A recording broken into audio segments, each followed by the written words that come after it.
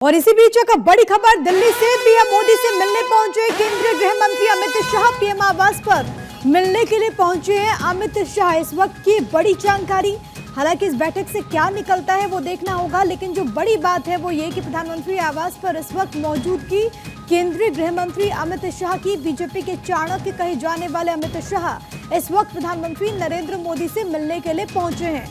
हमारी political editor Aditi नागर इस वक्त फोन लाइन पर कनेक्टेड है। अदिति, अमित शाह मिलने पहुंचे प्रधानमंत्री नरेंद्र मोदी से, मुलाकात के क्या मायने?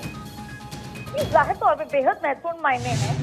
जब उत्तर प्रदेश को लेकर तमाम तरीके की फीडबैक मैकेनिज्म का ये प्रोसेस भारतीय जनता पार्टी का चल रहा है, और देखिए ये दोनों ही हैं जिन्होंने पिछले 10 साल से भारतीय जनता पार्टी को देश की सबसे बड़ी, दुनिया की सबसे बड़ी पार्टी बनाया है। और ऐसे में अब सबसे महत्वपूर्ण कि किस तरीके से संगठन को मजबूत करना, केंद्र के लिहाज से देश भर में संगठन को मजबूत करना, उत्तर प्रदेश जिसने आपका परसेप्शन सेट किया था उसमें जो भी बदलाव है, चाहे वो संगठनात्मक हो या सत्ता में हो, उसको ठीक दुरुस्त करना, फीडबैक मैकेनिज्म पर रिव्यू करना, और साथ ही आने वाले उपचुनाव में या फिर आने वाले विधानसभा चुनाव में किस तरह के एक्शन है। आप देखिए लगातार बहुत सारी चीजें, और उसके साथ साथ अब देखिए 125 दिन का जो रोड मैप है उसका भी जिक्र प्रधानमंत्री कई बार कर चुके हैं कि 125 दिन में क्या होगा, और पीएमओ के अधिकारी सीनियर अमित खरे से लेकर सीनियर अधिकारी उसको लेकर अलग अलग बैठकें दौर कर चुके हैं, और जल्दी ही वो 125 दिन का जो पूरा एजेंडा है वो भी सामने आने वाला है।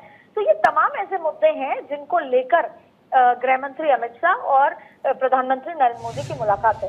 तो सही मायने में बात यह है कि ये मुलाकात अभी पता है इसलिए महत्वपूर्ण लग रही है, नहीं तो अमित शाह और नरेंद्र मोदी की मुलाकातें कई बार देर रात तक भी होती हैं, कई बार वो आउट नहीं होती हैं, और तो उनके हर स्तर पर अलग अलग जो मोर्चे पर अलग अलग जो स्ट्रेटेजी है वो तैयार होते हैं। और ऐसे में ये खास तौर पे अगर इसको उत्तर प्रदेश से जोड़ के देखें तो, और इसमें कोई दो राय नहीं कि इस बैठक में उत्तर प्रदेश पे चर्चा होगी। लेकिन अदिति, सबसे बड़ी बात है क्योंकि आपने कहा कि कई सारे मुद्दे, लेकिन सबसे अहम ये कि यूपी को लेकर के इस वक्त चर्चाएं बेहद तेज और कयासों का बाजार बेहद गर्म है। दिल्ली में हलचल है इस लिहाज से भी क्योंकि केशव प्रसाद मौर्य आते हैं, उसके बाद उनकी मुलाकात होती है तमाम बड़े चेहरों से, उसके बाद हमने देखा कि भूपेंद्र चौधरी जो कि प्रदेश अध्यक्ष हैं उनकी प्रधानमंत्री से मुलाकात होती है, और अब अमित शाह का मिलना, ये तमाम बातें किस ओर इशारा कर रही हैं? ये तमाम बातें है कि भारतीय जनता पार्टी उत्तर प्रदेश में हुए चुनाव परिणामों से बहुत गंभीर है, इसके जड़ तक जाना चाहती है। संगठन और सत्ता में आपस में जो आरोप प्रत्यारोप कह सकते हैं या डायलॉग चल रहा है उसको समझते हुए उसको दुरुस्त करना चाहती है।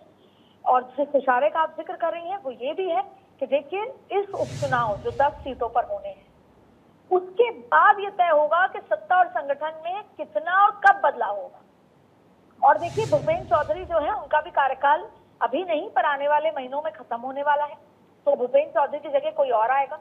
2027 का चुनाव उसके नेतृत्व में होगा। वहीं केशव प्रसाद मौर्य एक्टिव भी हैं, उप मुख्यमंत्री भी हैं, और उनके अभी एक जो बयान आया कि संगठन बड़ा है, भले ही उसको अलग तरीके से देखा जा रहा है लेकिन पार्टी ये मानती है कि संगठन तो मां होती है। और वहीं कई ऐसे नेता हैं वो ये भी मानते हैं कि जब सत्ता होगी नहीं तो संगठन क्या होगा, इससे मिलजुल कर आगे बढ़ना होगा। तो ये तमाम तरीके के जो डिफरेंस ऑफ ओपिनियन जो निकल कर आ रहा है जो बहुत ऑब्वियस है, पर इससे हुआ क्या? इससे हुआ ये कि सीधा सीधा उत्तर प्रदेश जहां एक तरफ 71 तरह के आंकड़े थे वो नीचे आ गए। ऐसे में अमित शाह नरेंद्र मोदी बेहद गंभीर है और इसको सिरे से, ग्राउंड से ठीक करना चाहते हैं। इसीलिए हर लिहाज से फीडबैक मैकेनिज्म लिया जा रहा है, अब उसका रिव्यू किया जाएगा और फिर उसको फिक्स करने की हर संभव। संगठन में बड़े फेरबदल के भी संकेत क्या अदिति? बिल्कुल है, क्योंकि उसका सबसे बड़ा फेरबदल यही है कि भूपेंद्र चौधरी की जगह कोई और प्रदेश अध्यक्ष बनेगा।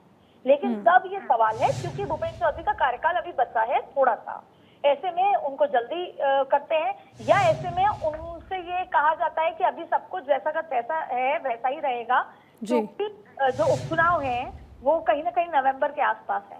तो उपचुनाव के नतीजों के बाद तय होगा कि कौन कहाँ जाएगा। अब आप देखिए भूपेंद्र चौधरी हटेंगे तो जाहिर तौर पर उनको सत्ता में या कहीं दूसरी जगह, बड़ी जगह दी जाएगी। तो जब फेरबदल तो सत्ता में भी होगा, संगठन में भी होगा।